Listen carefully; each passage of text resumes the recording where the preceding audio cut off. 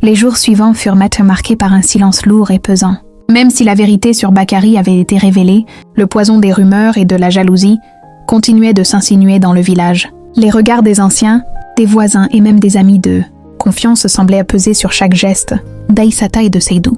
Leurs promenades au bord du fleuve, autrefois moments de pure liberté, étaient désormais empreintes de prudence et de crainte. Chaque pas pouvait déclencher murmures et accusations. Aïssata sentait son cœur se serrer. Elle voulait aimer sans peur, mais l'ombre de la trahison de Fanta planait sur eux.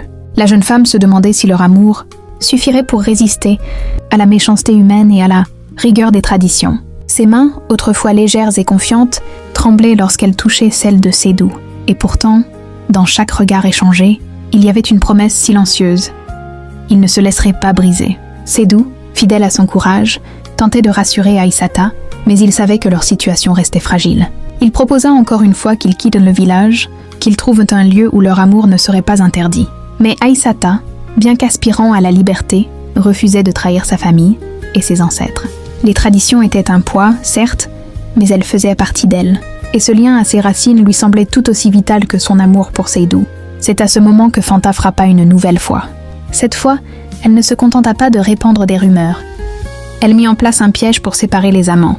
Elle fit croire à Aïssata que Seydou avait été vu avec une jeune fille d'un autre clan, et à Seydou que Aïssata envisageait de l'abandonner pour suivre la décision des anciens.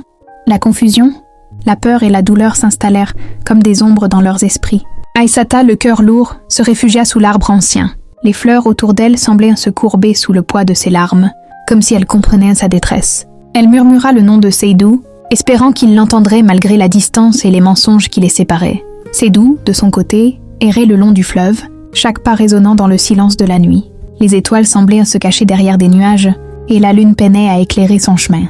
Il se demandait comment l'amour pouvait être si pur et pourtant si menacé. Sa loyauté envers Aïssata était intacte, mais il sentait le poids de la trahison de Fanta comme un vent glacial, qui essayait de briser sa détermination.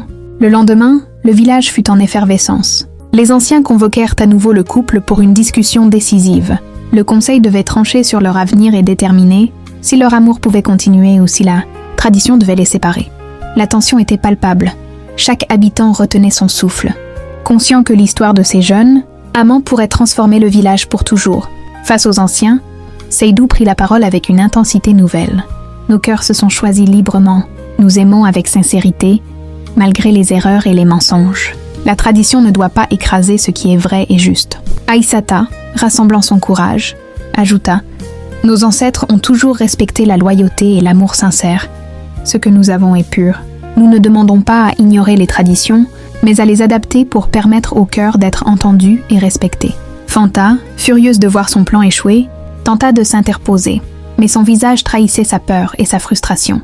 Les anciens l'écoutèrent, mais il était clair que son pouvoir de nuisance diminuait devant la force du couple et la révélation de Bakary. Cependant, la décision ne fut pas immédiate. Les anciens laissèrent planer un ultimatum. Le couple devait prouver la sincérité et la force de leur amour. Une épreuve fut imposée, inspirée des anciennes coutumes. Ils devaient traverser ensemble la rivière sacrée à minuit. Une épreuve que peu avaient osé tenter et qui symbolisait le courage, la loyauté et la vérité des sentiments. Cette épreuve représentait un choix impossible. S'ils échouaient, l'amour serait brisé et l'un des deux pourrait être séparé à jamais. S'ils réussissaient, ils obtiendraient la bénédiction du village et la liberté de vivre leur passion. La nuit venue, sous un ciel où la lune et les étoiles brillaient comme des phares. Pour les âmes courageuses, Aïssata et Seydou s'avancèrent vers la rivière. L'eau reflétait la lumière argentée et chaque vague semblait murmurer leur destin. Le courant était fort, symbolisant les épreuves de la vie et les dangers qui les attendaient. Main dans la main, ils s'engagèrent dans l'eau glacée. Chaque pas était un défi, chaque vague un obstacle. Leur respiration se mêlait, leur courage s'unissait et leur amour devenait leur force. Les fleurs du bord de la rivière semblaient danser avec eux, comme pour bénir leur passage et protéger leur union. À mi-parcours, une vague plus puissante que les autres faillit les séparer. Seydou serra Aïssata contre lui, et elle fit de même. Dans ce moment de peur extrême, ils comprirent que leur lien était indestructible. Leur amour n'était pas seulement un sentiment, c'était une force qui défiait les traditions, les mensonges et les épreuves les plus cruelles. Enfin, ils atteignirent l'autre rive, trempés mais unis. Les anciens, témoins de leur courage et de leur loyauté, comprirent que ces jeunes âmes méritèrent leur bénédiction. Les murmures dans le village se transformèrent en admiration, et même Fanta dut admettre silencieusement la puissance de leur amour. Ce soir-là, sous le ciel étoilé, Aissata et Seydou comprirent que l'amour véritable n'était pas seulement une émotion, mais une force capable de déplacer les montagnes et de défier les ombres. Leur épreuve avait été un test non seulement pour eux, mais pour tout le village. Un rappel que le courage et la sincérité pouvaient changer le destin. Leur serment fut renouvelé sous l'arbre ancien, avec des fleurs caressant leurs pieds et le fleuve chantant à leur côté. Ils savaient que d'autres épreuves viendraient. Mais cette victoire était un symbole. L'amour, lorsqu'il est pur, ne peut être brisé, même par la jalousie, les mensonges ou la tradition. Si cette histoire vous a touché, aimez, partagez et abonnez-vous pour découvrir la suite des aventures d'Aissata et Seydou.